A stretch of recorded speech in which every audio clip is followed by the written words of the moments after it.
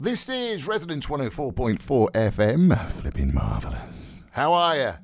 'Tis I, Nicholas of Hennegan, coming at you for yet another session of Literary London, where we talk about things kind of literary and, sort of Londony. It's in the title, as I've said before.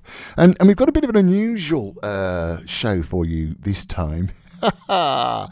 Because, I say Literary London, we're going to be talking a little bit about Ireland, Dublin, the land of James Joyce, and more specifically, the book, the novel, Ulysses, which is James Joyce's modernist novel.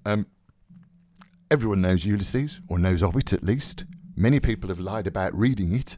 And I never have, actually, to be honest. So I thought what we'd do in a Residence FM, bohemianbritain.com first, is I thought I'd read it for the very first time with you out loud. Yeah, well, because it was a modernist novel, as I say, first serialised in parts in the American journal, The Little Review, from March 1918 to December 2020, I think it was. But then it was published in its entirety in Paris. I think it was Shakespeare and Company, wasn't it? By Sylvia Beach on the 2nd of February 2022, James Joyce's 40th birthday. Now, I think, if I'm not mistaken, the British Library are running a few events around this momentous happening. I do believe there's a talk about Sylvia Beach as well. I'm going to try and track that down and see if I can find it for you. But, so the book was kind of, as someone said, was it Declan Keebert, the critic, before Joyce, no writer of fiction had so foregrounded the process of thinking. Now, if you don't know, Ulysses chronicles the sort of appointments and meetings of an itinerant chappie called Leopold Bloom in Dublin in the course of an ordinary day, the 16th of June, 1904. And of course, BloomsDay is celebrated to this day on the 16th of June every year. So Ulysses is the Latinized name of Odysseus, apparently, the hero, of course, of Homer's epic poem, the Odyssey. And this book establishes a series of parallels between the poem and the novel, with structural sort of correspondences between the characters and experiences of Bloom and Odysseus. So Money Bloom's in there as well, Penelope, Stephen Dedalus, I'll go with Dedalus, and Telemachus. I told you it's the first time I've read it as well. So in addition to the events and the various sort of themes of earlier 20th century sort of context of modernism, Dublin, and it talks about Ireland's, of course, relationship to Britain. Very highly elusive, the novel is, also imitates the style of different periods of English literature. So it's attracted controversy, really, ever since it was first published, ranging from an obscenity trial in the United States in 1921, apparently, to Joyce Wars, the novel's stream of consciousness technique and structuring and experimental prose, which has got all sorts of puns and parodies and allusions, and its rich characterization and broad humour has led it to be regarded as one of the greatest literary works in history. James Joyce fans worldwide now celebrate the 16th of June as BloomsDay, as I already mentioned. So a lot of people talk about it, and not many people have read it. And it's become a bit of a, what, sorry, what party? Yeah, sorry, pass the champers. Where's the foie gras and the cheddar? Oh, foie gras. Yeah, no, I'm from Birmingham, I'll have cheddar. Ulysses, yeah, mate, yeah. Rock on, Bloom. Yeah, what a great guy he is. I actually knew someone called Andy Bloom, and I still do know someone called Andy Bloom. He's actually in France now. And I can use him at any time I need to talk about, Bloom's exploits. Oh, yeah, I know them very well. I'm talking about Andy Bloom rather than Leopold Bloom, who is, of course, the star of Ulysses. So it's kind of one of those things that not everyone admits to not having read, and I do. And so I thought what I'd do, it's sort of an experiment, really. If you've not read Ulysses, or if you have, by the way, you're an intellectual, then you've got to forgive me, because I'm bound to get some of the pronunciation wrong. I know there's quite a bit of Latin in it for a start, and I didn't do Latin, you know. Well, who needs the language of a dead civilization? You know, the joke. What was that from that film? Anyway, whatever. So I haven't read Ulysses. So I thought to celebrate the 100th anniversary of its publication, it was about time I got my hands dirty, or at least my eyes and my gob dirty. And so, dear listener, I ask you to sit back, well, maybe open a can of Guinness, maybe not. Because I don't know what Ulysses is about, really. I mean, apart from Bloom. So sit back and with me, let's delve into the first part of Ulysses together. You ready for that?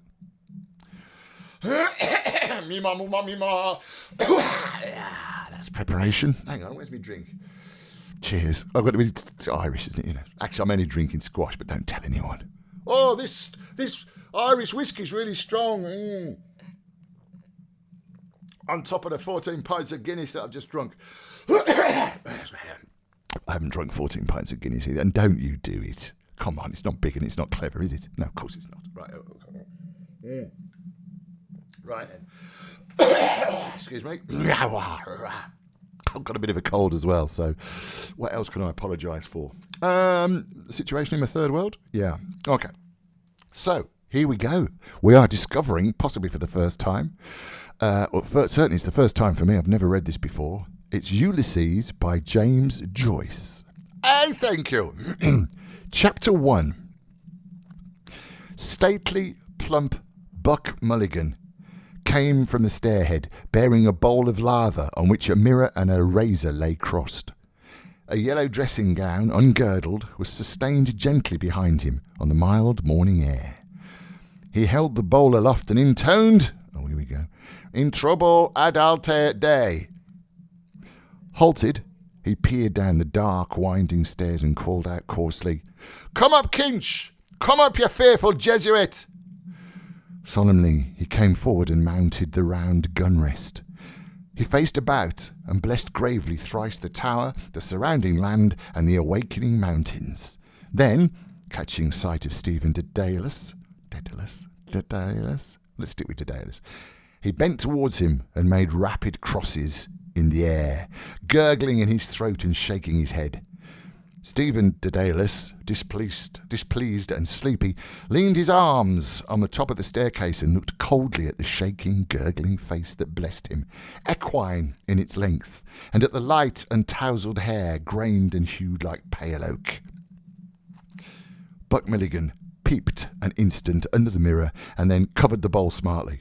"Back to barracks," he said sternly. He added in a preacher's tone, "For this, oh dearly beloved, is the genuine Christine. Body and soul and blood and ounds. Slow music, please. Shut your eyes, gents. One moment. A little troubled about those white corpuscles. Silence, all." He peered sideways up and gave a long, slow whistle of a call, then paused a while in rapt attention, his even white teeth glistening here and there with gold points. Christomostos. 2 strong, shrill whistles answered through the calm. "Thanks, old chap," he cried briskly. "That'll do nicely. Switch off the current, will you?" He skipped off the gun rest and looked gravely at his watcher, gathering about his legs the loose folds of his gown. The plump shadowed face and sullen oval jowl recalled a prelate, patron of arts in the Middle Ages. A pleasant smile broke quietly over his lips. "The mockery of it," he said gaily. "Your absurd name, an ancient Greek." He pointed his finger in friendly jest and went over to the parapet, laughing to himself. Stephen Dedalus stepped up, followed him wearily, and sat down on the edge of the gun rest, watching him still as he propped his mirror on the parapet, dipped the brush in the bowl, and lathered cheeks and neck. Buck Mulligan's gay voice went on. "My name is absurd too, Mulkey Mulligan, 2 dactyls, but it has a Hellenic ring, hasn't it? Tripping and sunny like the Buck himself. We must go to Athens. Will you come if I can get the aunt to fork out 20 quid? He laid the brush aside and, laughing with delight, cried, "Will he come? The Jesuin Jesuit!" Ceasing, he began to shave with care. "Tell me, Mulligan," Stephen said quietly. Yes, my love? How long is Haynes going to stay in this tower? Buck Mulligan showed a shaven cheek over his right shoulder. God, isn't he dreadful? He said frankly. A ponderous Saxon. He thinks you're not a gentleman. God, he's bloody English. Bursting with money and indigestion. Because he comes from Oxford, you know, Daedalus, you have a real Oxford manner. He can't make you out. Oh, my name for you is the best. Kinch, the knife blade. He shaved wearily over his chin. He was raving all night about a Black Panther, Stephen said. Where's his gun case? A woeful lunatic, Mulligan said. Were you in a funk? I was, Stephen said with energy and growing fear. Out here in the dark with a man I don't know, raving and moaning to himself about shooting a Black Panther. You saved men from drowning. I'm not a hero, however. If he stays on here, I am off. Buck Mulligan frowned at the lather on his razor blade. He hopped down from his perch and began to search his trouser pockets hastily. Scutter! He cried thickly. He came over to the gun rest and, thrusting a hand into Stephen's upper pocket, said, Lend us a loan of your nose rag to wipe my razor. Stephen suffered him to pull out and hold up on show by its corner a dirty, crumpled handkerchief.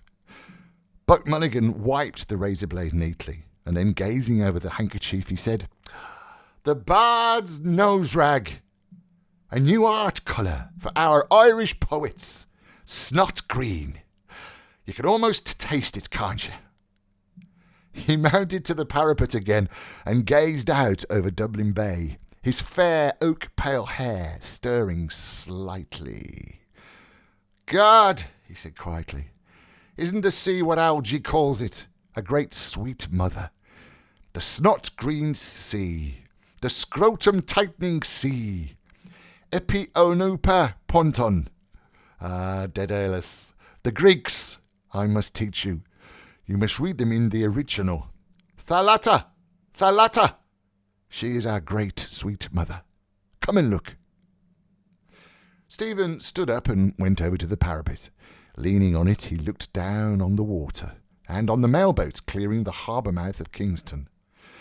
Our mighty mother, Buck Mulligan said. He turned abruptly, his grey searching eyes from the sea to Stephen's face. The aunt thinks you killed your mother, he said. That's why she won't let me have anything to do with you. Someone killed her, Stephen said gloomily. You could have knelt down, damn it, Kinch, when your dying mother asked you, Buck Mulligan said. I'm Hyperborean as much as you, but to think of your mother begging you with her last breath to kneel down and pray for her, and you refused. There is something sinister in you. He broke off and lathered again lightly his farther cheek. A tolerant smile curled his lips. But a lovely mummer, he murmured to himself. Kinch, the loveliest mummer of them all. He shaved evenly and with care, in silence, seriously. Stephen, an elbow rested on the jagged granite, leaned his palm against his brow and gazed at the fraying edge of his shiny black coat sleeve. Pain, that was not yet the pain of love, fretted his heart.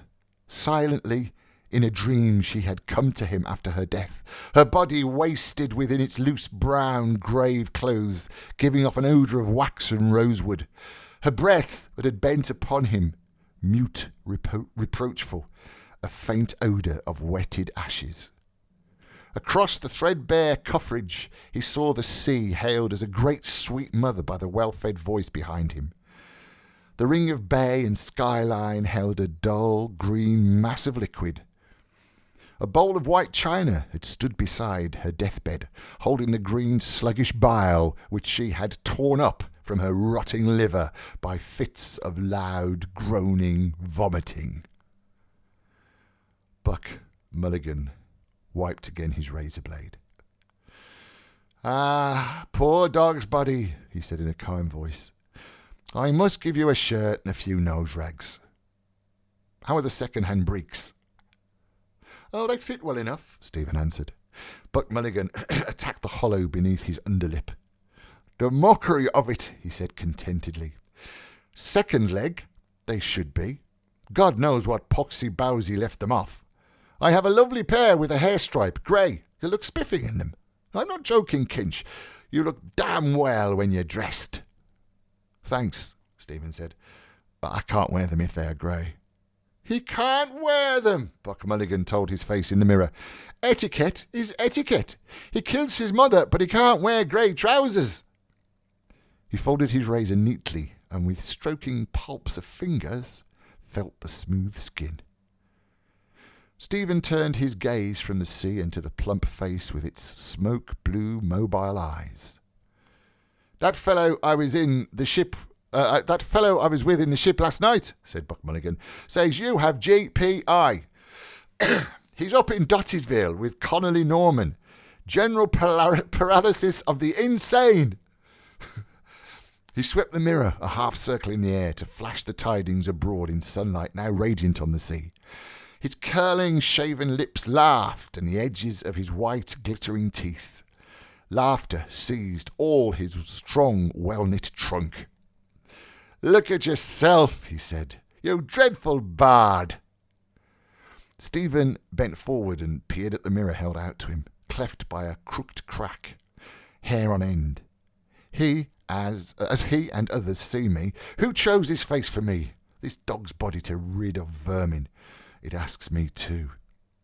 I pinched it out of a skivvy's room, Buck Mulligan said. It does her all right. The aunt always keeps plain-looking servants for Malachi. Lead him not into temptation. And her name is Ursula. Laughing again, he brought the mirror away from Stephen's peering eyes. The rage of Caliban at not seeing his face in a mirror, he said. If Wilde were only alive to see you.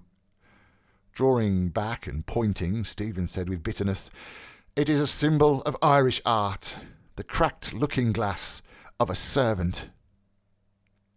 Buck Mulligan suddenly linked his arm in Stephen's and walked with him round the tower, his razor and mirror clacking in the pocket where he had thrust them. It's not fair to tease you like that, Kinch, is it? He said kindly. God knows you have more spirit than any of them. Parried again. He fears the lancet of my art as I fear that of his, the cold steel pen. Cracked looking-glass of a servant. Tell that to the oxy chap downstairs and touch him for a guinea.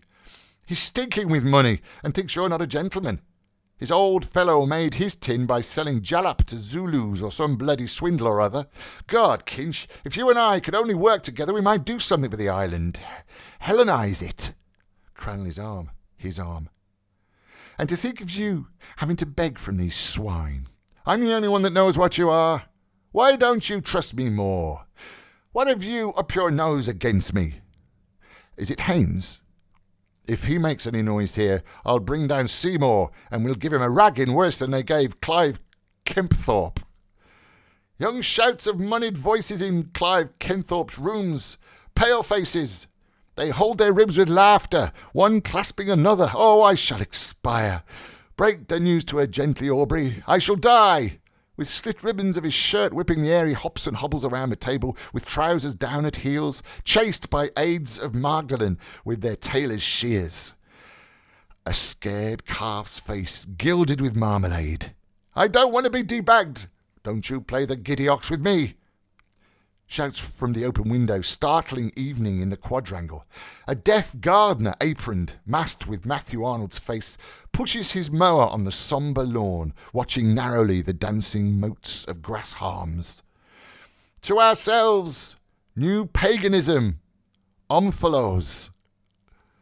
Let him stay, Stephen said. There's nothing wrong with him except at night. Then what is it? Buck Mulligan asked impatiently.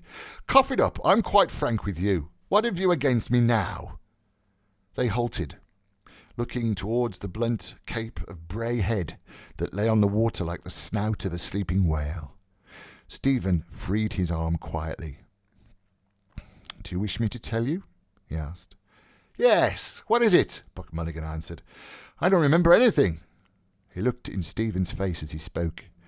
A light wind passed his brow, fanning softly his fair uncombed hair and stirring silver points of anxiety in his eyes. Stephen depressed by his own voice, said, "Do you remember the first day I went to your house after my mother's death?" Buck Mulligan frowned quickly and said, "What? Where? I can't remember anything. I remember only ideas and sensations. Why? What happened in the name of God?" "You were making tea," Stephen said, "and went across the landing to get more hot water. Your mother and some visitor came out of the drawing room. She asked you who was in your room." "Yes," Buck Mulligan said. "What did I say? I forget." "You said," Stephen answered, "oh, it's only Daedalus, whose mother is beastly dead." A flush which made him seem younger and more engaging rose to Buck Mulligan's cheek. "Did I say that?" he asked. "Well, what harm is that?" He shook his constraint from him nervously. "And what is death?" he asked. "Your mother's, or yours, or my own? You saw only your mother die. I see them pop off every day in the Mater and Richmond and cut up into tripes in the dissecting room. It's a beastly thing, and nothing else. It simply doesn't matter. You wouldn't kneel down to pray for your mother on her deathbed when she asked you. Why? Because you have the cursed Jesuit strain in you, only it's injected the wrong way. To me, it's all a mockery and beastly. Her cerebral lobes are not functioning. She calls the doctor Sir Peter Teasel and picks buttercups off the quilt. Humour her till it's over. You crossed her last wish in death, and yet you sulk with me because I don't whinge like some hired mute from La Lotte's. Absurd! I suppose I did say it. I didn't mean to offend the memory of your mother." He'd spoken himself into boldness. Stephen, shielding the gaping wounds which the words had left in his heart, said very coldly, "I am not thinking of the offence to my mother." "Of what, then?" Buck Mulligan asked. "Of the offence to me," Stephen answered. Buck Mulligan swung round on his heel. "Oh, an impossible person!" he exclaimed. He walked off quickly around the parapet. Stephen stood at his post, gazing over the calm sea towards the headland. Sea and headland now grew dim. Pulses were beating in his eyes, veiling their sight, and he felt the fever of his cheeks. A voice within the tower called loudly, "Are you up there, Mulligan?" "I'm coming," Buck Mulligan answered. He turned towards Stephen and said, "Look at the sea. What does it care about offences? Chuck, Loyola, Kinch, and come on down. The Sassenach wants his morning rashers." His head halted again for a moment at the top of the staircase level with the roof. "Don't mope over it all day," he said. "I'm inconsequent. Give up the moody brooding." His head vanished, but the drone of his descending voice boomed out of the stairhead. "And no more turn aside and brood upon love's bitter mystery, for Fergus rules the brazen cause." Wood shadows floated silently by through the morning peace from the stairhead seaward where he gazed. Inshore and further out, the mirror of water whitened, spurned by light-shod hurrying feet. White breast of the dim sea. The twinning stresses 2 by 2, a hand plucking the harp strings, merging their twining chords. Wave-white wedded words shimmering on the dim tide. A cloud began to cover the sun slowly, wholly, shadowing the bay in deeper green. It lay beneath him, a bowl of bitter waters. Fergus's song. I sang it alone in the house, holding down the long, dark chords. Her door was open. She wanted to hear my music. Silent with awe and pity, I went to her bedside. She was crying in her wretched bed. For those words, Stephen, love's bitter mystery. Where now? Her secrets, old feather fans, tasselled dance cards, powdered with musk, a gourd of amber beans in her locked drawer. A bird cage hung in the sunny window of her house when she was a girl. She heard old Royce sing in the pantomime of Turco the Terrible, and laughed with others when he sang, "I am the boy that can enjoy invisibility. Phantasmal mirth folded away, musk perfumed, and no more turn aside and brood. Folded away in the memory of nature with her toys. Memories beset his brooding brain.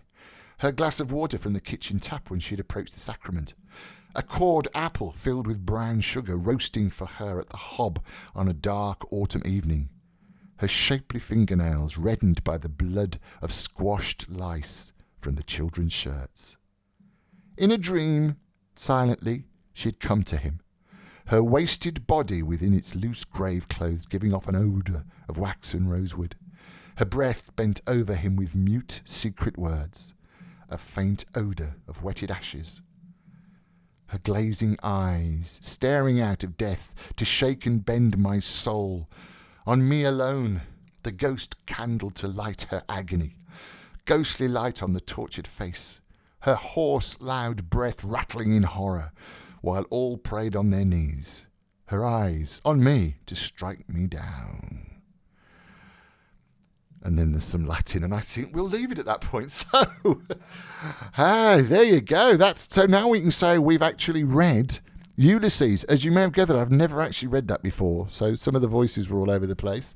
And some of the words and the pronunciations, I'm sure you regular literati will know I got completely wrong. But I just thought I'd do that. Why not? Let's be honest about it. Literature and the arts is for everyone. It should be enjoyed at whatever level. Having started pub theatre in Birmingham 30 years ago, it turns out. Yeah, someone reminded me. I wrote my version of Shakespeare's Henry V called Henry V, Lion of England in 1992. 30 years ago! Sheesh, I don't know where that went. And we might be doing something to celebrate that as well, just because I can, But now you know. If you've never read Ulysses, now you have. We've read it together. And I hope you kind of enjoyed that. And it is kind of a bit all over the place, but not as all over the place as I thought it would be. Obviously, I don't know Latin. We didn't do Latin at Wheelers Lane Secondary Modern Boys School, Birmingham. But I don't know Latin. But it's kind of, it's attractive, isn't it? It's interesting. I will read more. In fact, what I might even do, I'm not sure if we can do another whole episode, but we should sort of put it out in episodes as it originally was before the whole book was published 100 years ago this very month.